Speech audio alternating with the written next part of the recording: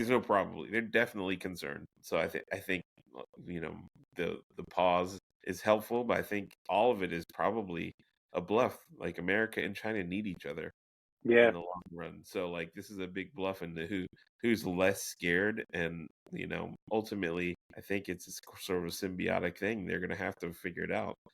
Where it lands, I have no idea, but my guess is it'll be delayed and continued, and a lot of puffing out the chest until we get somewhere that's a little more reasonable for both sides. Yeah. To your point, I know that China's invested trillions of dollars into their manufacturing capabilities. Not only they have an army of folks who kind of are in manufacturing jobs and can do that work really successfully, but then you talk about all the investments they've made in these streamlined manufacturing centers, and that only works as a play for their economy if they're still doing a tremendous amount of exporting. Like, those are the coveted jobs, those are the coveted roles, and it doesn't necessarily trickle down to kind of all of China. It does impact the economy, but they don't have a consumer economy, right? Driven economy.